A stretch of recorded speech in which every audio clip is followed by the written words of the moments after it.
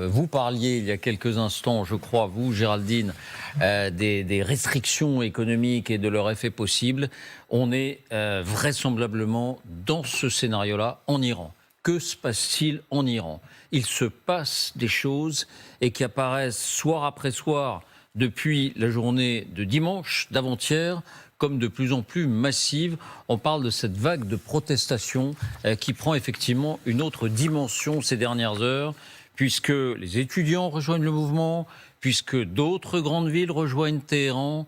Donc de toute évidence, c'est une forte secousse que connaît l'Iran. Jusqu'où ira-t-elle? Vous nous donnerez peut-être vos analyses dans un instant à la lumière de ce qui a pu se passer. On se souvient qu'en 2022, il y a 3 ans, il y avait eu aussi des émeutes. Peut-être pas de ce genre-là. Elles étaient parties d'un autre déclencheur, qui était en l'occurrence la question du voile et de la répression de celles qui ne portaient pas ou ne portaient pas bien le voile. Cette fois, c'est tout autre chose. Voyons ce qu'il en est d'abord, et puis vous nous donnerez votre sentiment. Voici les indispensables avec Justine Fraissinet. Bonsoir Justine. Bonsoir David, bonsoir à tous. Alors, quelle est la situation ? Eh bien, tout est parti de cet endroit, le grand bazar de Téhéran, le cœur économique de la ville et du pays. Depuis 48 heures, vous le voyez, tout est bouclé, rideaux baissés et shops fermés. C'est quasiment une grève générale. Idem désormais dans d'autres zones commerciales de la capitale. Et dans le même temps, ce sont des milliers de ces commerçants qui sont rejoints par une partie de la population et qui manifestent dans les galeries ou dans la rue. Signe particulier, ils marchent à visage découvert, ils ne se cachent pas. Regardez.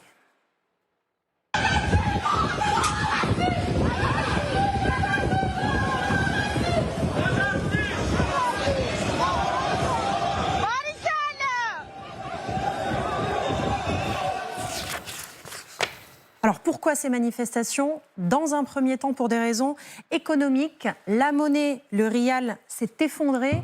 Moins 40%, vous allez le voir, depuis les bombardements israéliens du mois de juin.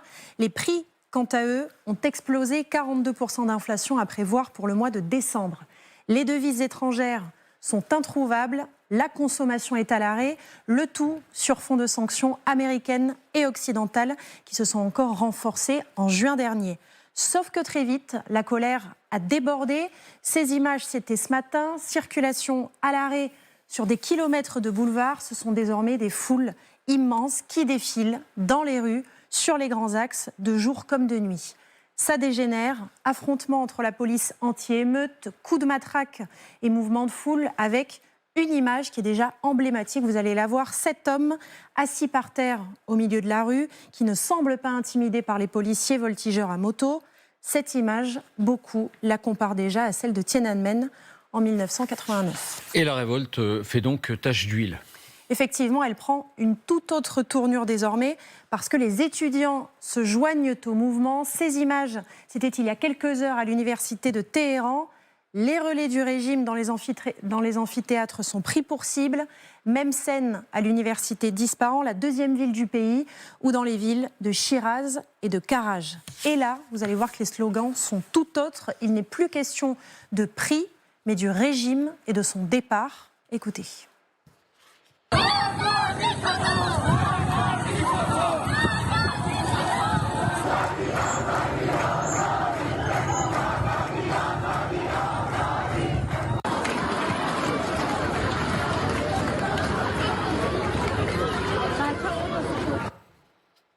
Comment réagissent les autorités?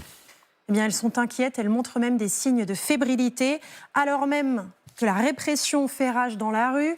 Le président Pezeshkian, présenté comme un modéré, entre guillemets, indique qu'il demande au ministre de l'Intérieur d'écouter les revendications légitimes des manifestants en dialoguant avec leurs représentants afin que le gouvernement puisse agir de toutes ses forces pour résoudre les problèmes de manière responsable. Signe d'inquiétude aussi, le gouverneur de la Banque centrale d'Iran, Mohammad Reza Farzin, a quitté précipitamment ses fonctions hier.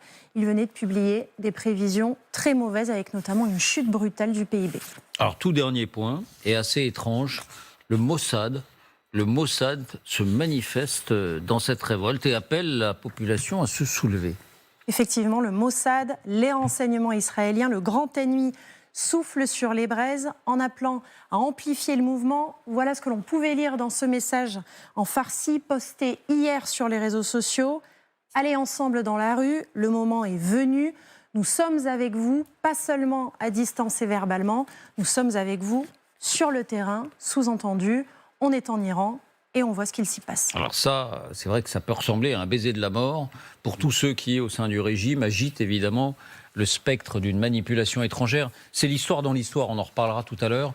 Merci Justine. La question qui vient à l'esprit, c'est l'Iran est régulièrement secoué par des révoltes. Oui. Mais cette fois, cela intervient quelques semaines après de terribles bombardements israéliens puis américains contre les installations militaires et en particulier nucléaires iraniennes. Est-ce que cette fois, l'Iran est plus vulnérable? Le régime iranien est plus vulnérable que lors des précédentes secousses? Je ne sais pas qui veut commencer. Je crois que c'est l'accumulation de tout ce que vous avez dit. C'est-à-dire que hier, en effet, le gouvernement voulait traiter un peu le problème de l'inflation en imaginant une augmentation de 20% des salaires. Mais l'inflation, c'est 50%. Et puis, les gens ne crient pas dans la rue nos salaires, notre pouvoir d'achat. Ils crient liberté. Liberté. Et par conséquent, c'est l'accumulation de tout ce que vous avez énuméré dans le passé qui est en train d'exploser. Et lorsque la société civile bouge à ce point-là, les femmes, les étudiants, ça fait beaucoup de monde. Et puis, des gens qui finalement n'ont plus grand-chose à perdre dans ce régime. Je crois que les mollahs sont en difficulté. Et effectivement, la population civile n'a vraiment pas besoin des conseils du Mossad pour demander sa liberté. Oui. Ça ressemble plutôt à une étonnante maladresse. On en dira un mot encore une fois, mais pour vous, est-ce que c'est... vous connaissez le fameux mot ce n'est pas une révolte, sire, c'est une révolution. Est-ce que ça ressemble à une révolution ou est-ce que, voilà, n'allons pas trop vite en besogne, ne prenons pas les désirs de beaucoup pour des réalités? Je ne sais pas qui veut répondre. Ceux qui connaissent bien l'Iran, vous suivez tous la situation depuis des années. Moi, je pense qu'il faut attendre quand même de voir et être très prudent parce que vous le disiez, c'est pas la première fois qu'il y a ce genre de révolte. Là, c'est vrai que c'est la plus importante. Le mouvement paraît être le plus important depuis 2022, depuis Mahsa Amini. Il y a déjà eu des vagues de protestations comme ça contre la vie chère, contre l'augmentation des prix des carburants. Et on a régulièrement vu ces Iraniens descendre dans les rues avec à chaque fois ces slogans anti-régime et puis finalement une répression qui finissait par s'abattre. Alors la question c'est en effet est-ce que le régime aujourd'hui est plus fragilisé qu'avant? Il y a eu une répression extrêmement dure après la guerre et les frappes israéliennes avec des emprisonnements, des exécutions. Il y a vraiment une répression extrêmement féroce. Donc les gens qui sortent aujourd'hui dans la rue prennent des risques qui sont quand même considérables. Ce qui est intéressant de voir, c'est qu'en effet, ça ne se limite pas au bazar de Téhéran. Alors, c'est du bazar que partent toutes les révolutions iraniennes. En 79, ça part de ce bazar de Téhéran. Mais on voit bien que là, le mouvement est en train quand même de faire tache d'huile. Ce qui est intéressant, c'est que les étudiants rejoignent la révolte. Ce que l'on voit pour le moment, c'est un régime extrêmement prudent.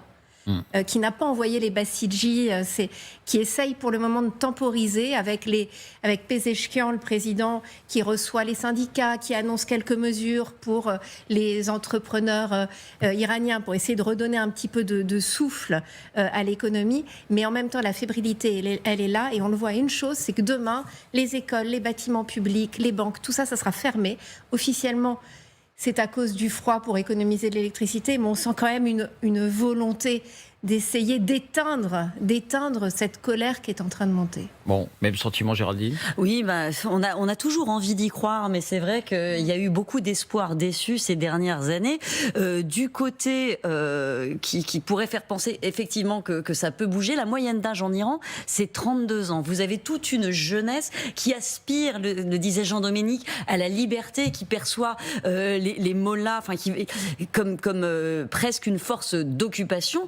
Mais d'un autre côté, si ce régime se maintient si bien et depuis si longtemps, c'est qu'il a complètement ancré sa domination. La République islamique, elle est là depuis 47 ans et il y a tout toute une partie de la population qui dépend directement d'elle pour vivre. Vous avez ces grands conglomérats alliés au régime qui fournissent des salaires à toute une partie de la population. Vous avez une portion importante de la population qui vit de tout un système assez complexe de subventions qui sont conditionnées à des critères de loyauté. Donc on peut vous retirer simplement le pain de la bouche très facilement. Et on voit, alors effectivement, le régime est fragilisé et on le voit d'ailleurs à la répression qui s'est intensifiée considérablement cette dernière année. Rien que le mois dernier, il y a eu plus de 350 exécutions. La peine de mort qui frappe, c'est un régime qui tient par la potence, mais qui tient. Et en face de ça, vous avez une opposition qui est très divisée, fractionnée, très souvent en exil, et on voit toujours pas quel pouvoir pourrait remplacer celui-ci. Ouais. J'ajoute juste quelque chose, la différence aussi qui a pu changer cette année dans cette révolte de la jeunesse, c'est aussi de voir que l'argent détourné par les mollahs pour financer ces proxys, pour financer le Hamas, le Hezbollah, pour financer les Houthis au Yémen, ils ne comprennent plus où va ce régime en fait, qui n'a aucun problème à laisser son peuple mourir. Ce qui est stupéfiant, c'est dans le contexte que vous donnez, 350 exécutions, une répression féroce après les bombardements israéliens et américains, le courage de ces manifestants à visage découvert qui s'expriment. C'est la cocotte minute. Y compris sur les réseaux sociaux. C'est la cocotte minute. Ce régime est suffisamment résilient pour laisser la vapeur sortir un peu. Voilà. Il a traversé des crises énormes. Je recensais 2009-2010 des grandes manifestations politiques des couches supérieures parce que les élections avaient été truquées. 2017-2019, les pauvres sont descendus dans la rue parce que c'était pas le pain cette fois-ci, c'était le prix des œufs et de l'essence. Des énormes manifestations. 2022, vous l'avez rappelé, les manifestations étudiantes et des femmes contre le voile. La crise contre Israël, des bombardements, ils ont perdu la guerre contre Israël, leurs proxys sont à terre. Ils traversent ça. Alors, la répression, on le disait, je crois, 1900 exécutions. 1900 exécutions depuis le début de l'année. Alors, parmi ces exécutions, il y a les trafiquants de drogue, il y a des violeurs, il y a tout ce que vous voudrez. Mais il y a aussi de la répression politique, très forte répression, mais en même temps, la capacité, de temps en temps, à laisser la vapeur sortir de la cocotte minute pour que la cocotte minute n'explose pas. Est-ce qu'on est dans cette situation aujourd'hui ? Il est absolument trop tôt pour le savoir. À l'appui de ce que vous dites, Jean-Dominique, écoutons le président du Parlement iranien, Mohamed Bagher Ghalibaf. D'une certaine manière, son ton modéré va effectivement dans ce sens. لازم به ذکر است که دغدغه و اعتراض مردم در خصوص مشکلات معیشتی باید با مسئولیت پذیری کامل پاسخ داده شود و گفتگو به ویژه با نمایندگان اصناف و اتخاذ اقدامات لازم با محوریت افزایش قدرت خرید مردم و اصلاح روند تصمیم گیری های اقتصادی در دستور کار مسئولان اجرایی قرار گیرد. Montage Lucille Gamard, se mettre du côté du peuple. Et là viennent à l'esprit les sanctions de plus en plus dures. Elles ont été encore renforcées il y a quelques semaines. Et le baril de pétrole à $61, au plus bas depuis bien longtemps. L'Iran, bien sûr, est sous sanctions, exporte peu de pétrole. Mais il y a toujours des pays amis, on les connaît. C'est ce qu'on appelait sous George Bush l'axe du mal. Donc finalement, est-ce que c'est l'économie qui est le pire ennemi des dictatures? Et quand on dit ça, on pense évidemment aussi à d'autres pays dont on parle souvent ici. Oui, mais en même temps, l'économie, l'embargo, ça suscite des trafics, de la contrebande. Et c'est ce trafic et cette contrebande qui enrichit une partie des soutiens du régime, notamment les gardiens de la Révolution. Donc c'est ça le paradoxe.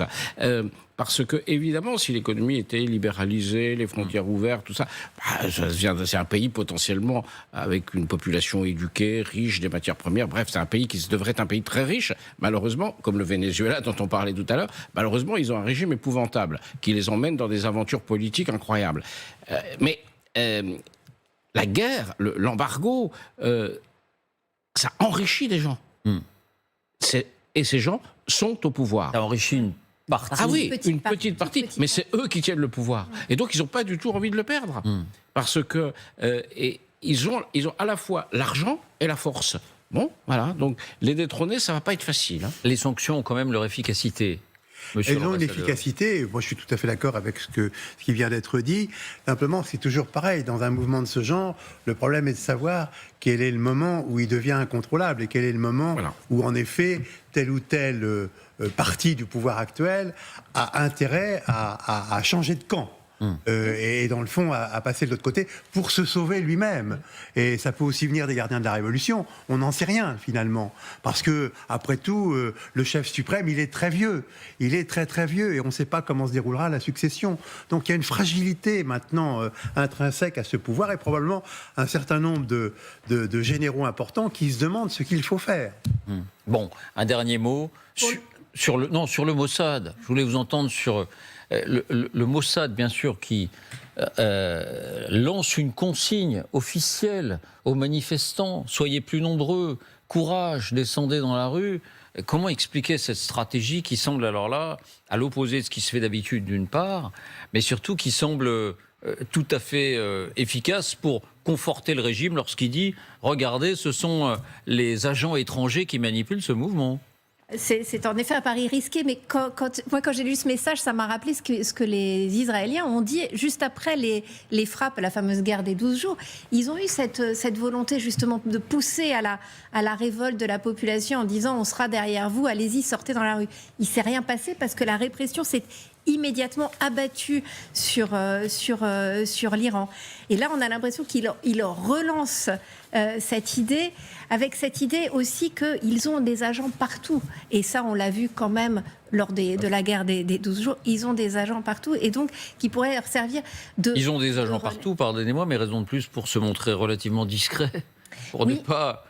accréditer l'idée que c'est une manipulation étrangère. C'est vrai que d'ailleurs le président du Parlement iranien que l'on voyait tout à l'heure disait faites attention, tout ça est instrumentalisé et c'est vrai que ça donne du grain à moudre, mais l'idée c'est essayer d'amplifier, j'imagine, le mouvement. Claude, comment expliquez-vous cette stratégie à ciel ouvert du Mossad, quitte à donner des arguments à ses ennemis? Moi, je pense que c'est contre-productif. Enfin, je pense qu'en effet, l'intervention ouverte du Mossad va naturellement être utilisée par le pouvoir pour dire que c'est une manipulation de l'étranger, bien sûr, forcément.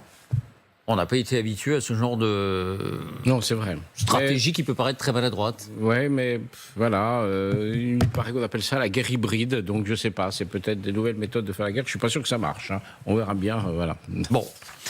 Mais oui, vous vouliez rajouter un mot, Magali? Il y a une stratégie de la pression. C'était hier, Netanyahou était à Mar-a-Lago, en Floride, avec Donald Trump, pour discuter évidemment du plan israélien.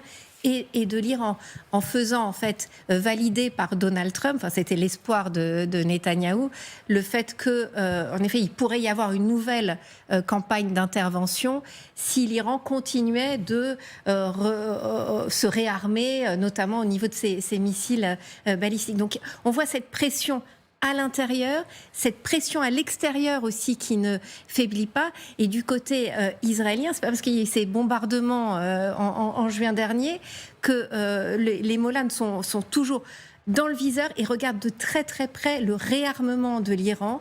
Et c'est vrai que aujourd'hui, Donald Trump a dit à Netanyahou qu'en effet, si réarmement il y avait, les Américains pouvaient potentiellement y retourner. Donc il y a vraiment cette pression qui se met au niveau international aussi sur l'Iran. Et c'est vrai que ces manifestants ont peut-être cet espoir-là également. Donc il y a un moment quand même assez crucial pour les mollahs iraniens. On suivra ça de très près.